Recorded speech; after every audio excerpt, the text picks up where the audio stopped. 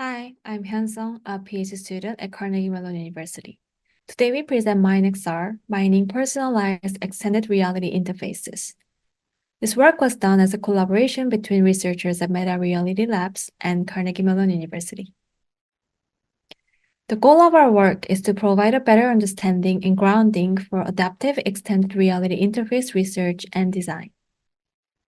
We contribute the tools for researchers to collect and analyze personalized XR interface data, an annotated dataset of personalized XR widgets and layouts, and insights driven from the data. In traditional screen-based computing, we have constrained space for interaction, bounded by the size of a rectangular screen. Screen-based interfaces, therefore, involve a lot of navigation between pages or screens because we cannot contain all the information at once in the limited screen size. In contrast, in XR, the world is the interaction space. So we are not bounded by the size of a screen anymore, and any virtual element can be placed anywhere in the world.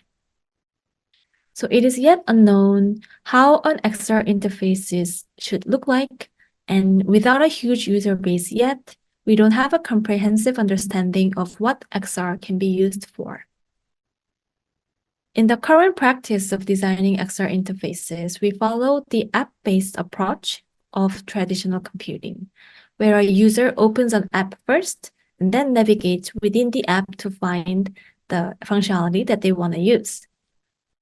In the research field, we rely on few sample applications that are crafted by researchers themselves. The current challenges in XR interface design are rooted in the lack of grounding on what functionalities users want to use in XR in different contexts, and how XR interfaces should look to support these functionalities in different contexts.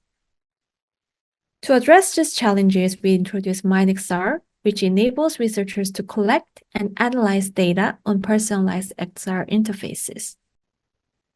Now let's go through the workflow of MineXR tools step by step. Before we dive deep into how the data collection tool works, let me define some terminology first. A functionality is an action or operation that the users can perform on a user interface. Viewing Bitcoin currency, starting a focus timer, or playing a chess game are all examples of a functionality. And the widget is a visual container of a functionality, and a layout is the way in which a group of widgets are arranged in the 3D space of a user. As the first step of data collection, participants in our data collection browse through all installed apps on their own smartphones to create a widget. They take screenshots of apps or websites that contain functionalities that they would like to use in XR, and crop the screenshots into smaller widgets using our MineXR mobile application. After creating the widgets, they can place these widgets using the phone's AR view, as well as a simultaneous preview of the layout in a head-mounted device. On MineXR applications, participants can create widgets, select a widget, and bring the phone to a desired location to place the widget there. This is the synchronized preview where participants can see in a head-mounted device. And here is the layout that they created for a guitar practice in the living room. Using MineXR, researchers can collect data such as screenshots and cropped widgets from the screenshots. These inform the useful parts of existing mobile applications that are useful for XR usage. And the widget layouts, positions and rotations of widgets in the environment, real-time participant position and rotation in the environment, and step-by-step history of widget placement, like when participants added a widget to the environment and when they updated the position of the widget. After data collection, researchers can use MineXR's data analysis tool to augment the layout with 3D room scan or semantic map to analyze the physical-virtual relationships between the physical environment and virtual widgets that the participants placed. Furthermore, MineXR's annotation tool with a web interface supports researchers to annotate individual widgets with additional metadata and descriptions. And the Unity interface facilitates cluster annotation based on proximity of widgets in 3D space. During the data collection, any private or personal information can be redacted by participants before importing the screenshots into our MineXR app. And no recordings of the surroundings are made by MineXR. It only stores the widgets and their world coordinates so that researchers can later use 3D room scans or semantic maps for environmental understanding. So far, we covered the MineXR tools for researchers, and we'll now go through the dataset and insights driven from the data. Using the MineXR tools, we collected the MineXR dataset of XR widgets and layouts. We conducted data collection with 31 participants in 4 environments: living room, office, kitchen, and coffee shop.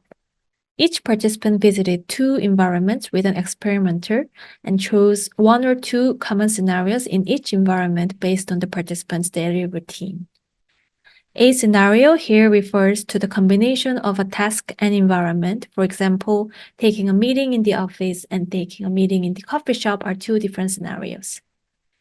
The data collection was completed using the MineXR tools for widget creation and placement. We collected a total of 109 unique XR layouts and 695 XR widgets created from 502 screenshots of 178 unique applications and websites of 19 different categories. We annotated and analyzed the data using MineXR's analysis tools with the goal to provide grounding knowledge to inform adaptive XR interface research. Among many findings that are presented in the paper, we highlight a few key findings in this presentation. We ask 2 main questions: what functionalities do we need in XR, and how should XR interfaces look like to support these functionalities? For the functionalities, we focus on the categories of widgets in different environments and contexts. Let's take a look at the distribution of widget categories. The top 6 widget categories were productivity, social networking, utilities, entertainment, food and drink, and music. We took a deep dive on how these top 6 categories are distributed in each environment.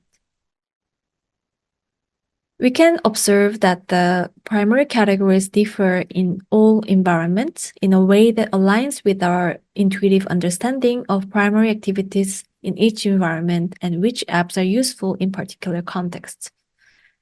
In office and coffee shop, productivity is the most popular, entertainment in a living room, and food and drink in a kitchen.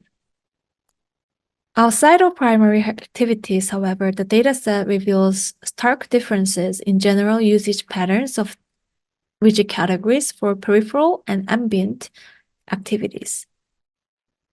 In the office, categories other than productivity have relatively equal small shares, whereas in living room, kitchen, and coffee shop, we see more popular use of widgets for peripheral or ambient use. For example, having widgets for social networking on the sides while watching movies in the living room, or having background music, a clock, or weather in the ambient as an always-on information. Key takeaways for what functionalities we need in XR are that primary category aligns with our intuitive understanding of which apps are useful in particular contexts. But our data also reveals insights on widget categories for peripheral or ambient activities in different contexts. This is a unique aspect of XR's spatial interface. Users are not anymore confined by a small screen, which used to allow one task at a time. Rather, users of XR have more flexibility to utilize the infinite interaction space, so we can observe more of peripheral or ambient digital activities in space through the use of MineXR tools. This leads to the question, how should XR interfaces look like to support these primary, peripheral, and ambient functionalities. We looked at the characteristics in the design of individual elements and how these widgets are grouped together in a layout. Among all widgets, around 53% were cropped from full screens to widgets of various granularities. Let's take a look at this mock-up example of a music playing application. The mock-ups are created based on the actual screenshots and widgets created by our participants. In this example, it is notable that the same functionality of play, pause, control of music appears in different granularities of widgets. Some participants in some scenarios preferred to have a simple, concise icon, just having the play button. In other scenarios, they preferred to see more information about the currently playing music, or even more information depending on the context and participants' availability. We have similar findings for an email application with varying levels of granularities for showing emails in the inbox.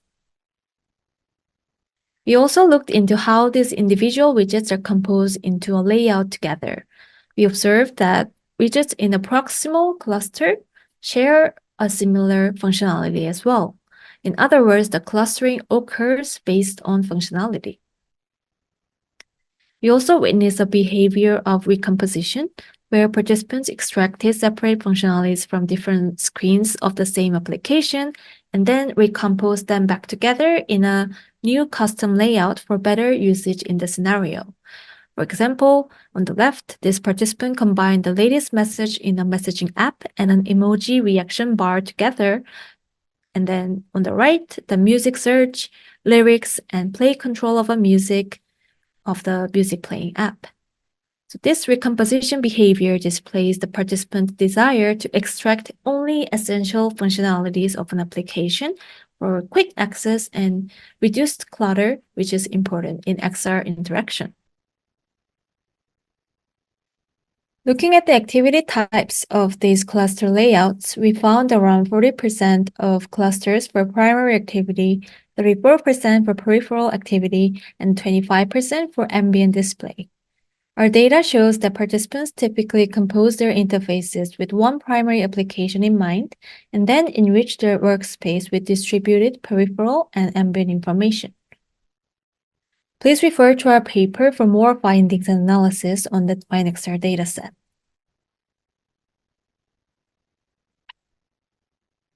Based on our findings, we suggest design guidelines for future XR interface design. First of all, XR interfaces are functionality-driven. Individual widgets are cropped and clustered together based on functionalities. Therefore, XR interface researchers and designers should focus on designing modular UI elements that allow flexible recomposition and clustering towards functionality-based XR beyond just following the traditional application-based interfaces. In XR interface, the granularities and level of details in a widget and their layouts highly depend on context and the users.